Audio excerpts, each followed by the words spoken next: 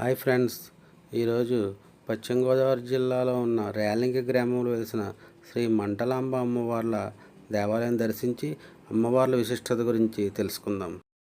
ప్రస్తుతం మనం రేలింగ గ్రామంలో ఉన్నాం. ఈ రేలింగ గ్రామం తణుకు నుండి సుమారు 10 కిలోమీటర్ల దూరంలో ఉంటుంది. ఇదే అమ్మవారి ఆలయానికి వెళ్ళే ఎంట్రన్స్. ఇక్కడ నుండి కొద్ది దూరం వెళ్తే మనం అమ్మవారి ఆలయం చేరుకోవచ్చు. ఇరువైపులా పచ్చని చెట్లతో అమ్మవారి ఆలయానికి వెళ్ళే మార్గం చాలా ఆహ్లాదకరంగా ఉంటుంది. గతంలో ఈ రహదారి అంత బాగుండేది కాదు. ఇప్పుడు సిమెంట్ రోడ్డు వేయడం వలన అమ్మవారి ఆలయానికి వెళ్ళే భక్తులకు చాలా సౌకర్యంగా ఉంది. రేలింగి గ్రామంలో పరమ పవిత్రమైన గోస్తని నది తీరంలో శ్రీ మంటలాంబ అమ్మవార్లు వేంచేసి ఉన్నారు. ఈ దేవతలు సమస్త శక్తి స్వరూపిణులు. జాతిజ్య భేదం లేకుండా అందరి చేత అర్చనలు అందుకుంటున్న మహాశక్తి సమన్విత జగన్మాత శ్రీ మంటలాంబ అమ్మవార్లు.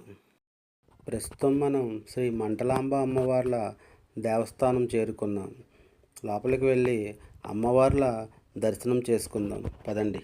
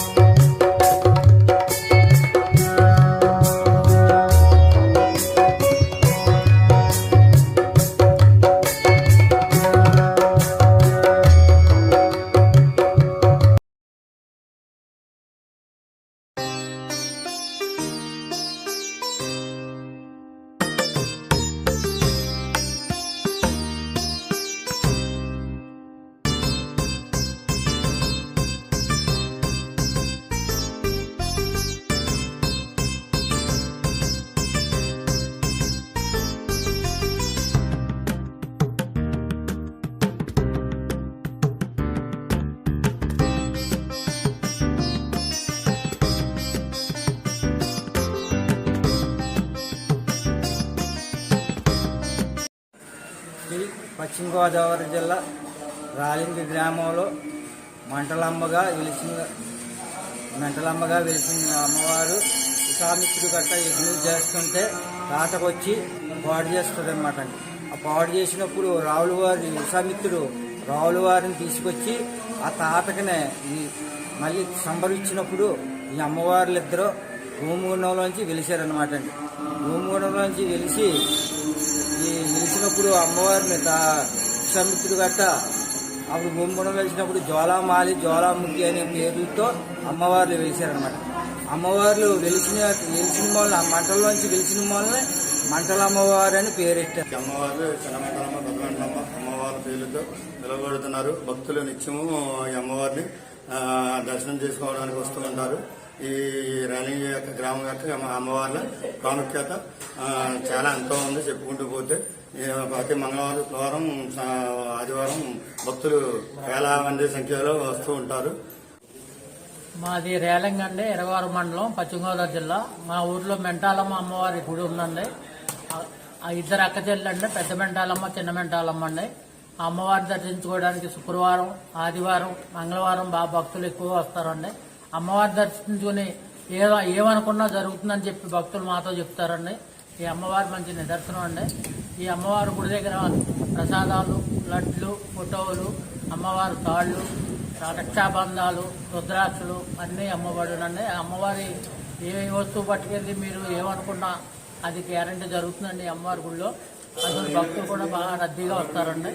ఈ అమ్మవారి గుడికి వచ్చిన వారందరూ మళ్ళీ తిరిగి వచ్చి అమ్మవారిని దర్శించుకుని అనుకున్నది జరిగిందని చెప్పి మాతో చెప్పి వెళ్తూ ఉంటారు. మేము చాలా సంతోషపడతామండి. కనుక భక్తులందరూ వచ్చి అమ్మవారిని దర్శించుకుంటారని కోరుతున్నామండి.